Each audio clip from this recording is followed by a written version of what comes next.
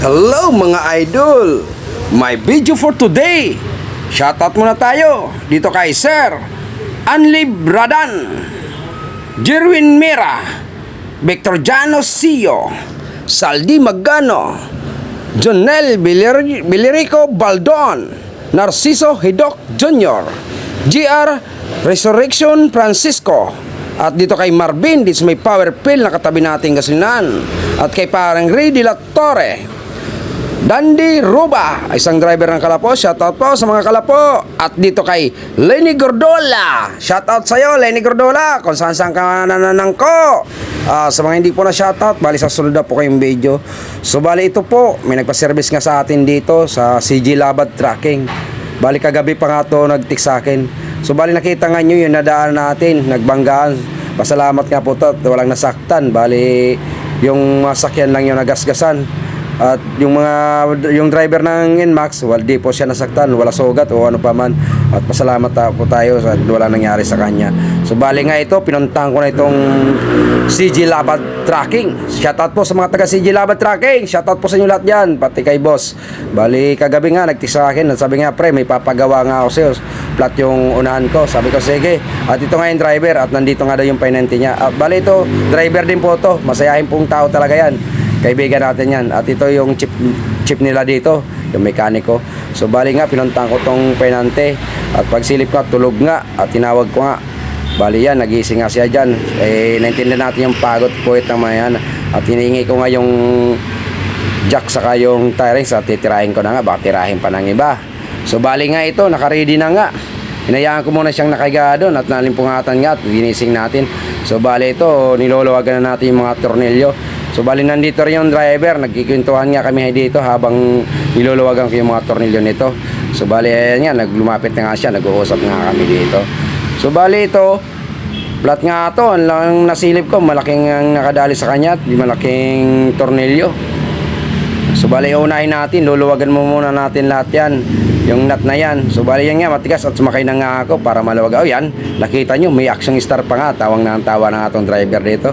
So bali ito, magjajack na nga tayo dito. So bali pag dito mga kaibigan, mga idol, kailangan dito yung pakajack natin, pakalagay natin. Dapat medyo sureball tayo dyan kasi mamaya baka hindi sumentro yung jack natin, malalaglag yan.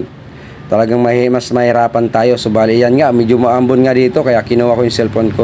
So bali ito na nga, nadyakan na nga natin ng maayos. So bali tatanggalin na natin yung nut niya lahat para dala natin sa shop itong gulong na gagawin natin.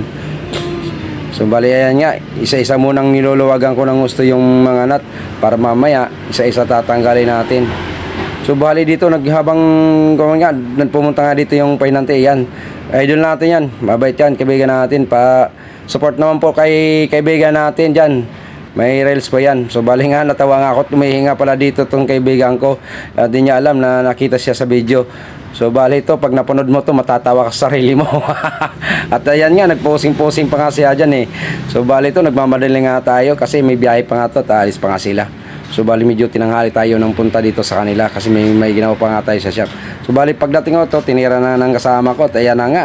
Bali yan nga, kinuha ko na nga, tinignan ko yung nakadali sa kanya, malaking ang butas. Kaya ang gagawin natin ito, lulutuin natin to para swabe yung natin, vulcanize.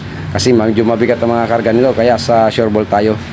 Bali ayan, tinatanggal ko yung tubig at ang daming tubig sa loob. So bali nilinisan ko nga para walang tubig. So ngayon ganyan nga, tatanggalin muna natin yung nakapako nga dyan at makikita nyo, malaki nga yan. So balik ko muna ako ng isang kan dito para malubunot ng maayos. Malaki yan kaibigan. So balik yan, ayusin natin, lilinisin natin para kumapit ng maayos. So dito nga dumating nga yung Red Boys, yung nag-assist doon sa nagbanggaan. So bali nag-uusap nga at kami, sabi niya okay na nga daw. So bali kaibigan natin yan, mula pa kami doon sa taas, kaibigan ko na talaga yan. Mga tropa natin yan, mabait naman yan eh. So bali ito nga, kailangan ito linisin natin ng maayos para kumapit ng... Kailangan ito malinis na malinis para kumapit ng maayos yung gum natin, yung paggagamitan natin sa pagluto dito. So kasi pag hindi mo natin na malinis na maayos yan, hindi masyado kakapit yan. Kaya ngayon lilinisin natin. So bali medyo malaki nga yung butas, kaya medyo gagawan natin ng paraan to kung anong nilalagay natin pang patibay doon sa babaw. Kasi nga sa sobrang bigat ng karga nito, kailangan matibay ang gawa natin dito.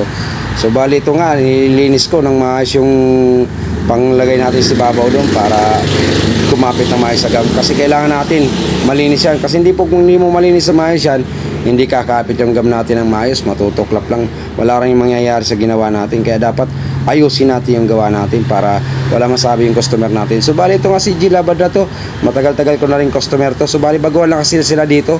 Kaya mula nang pumunta sila dito, ako na talagang gumawa sa kanila. So bali ito pala isa nating customer, magpapagawa nga rin ng gulong niya.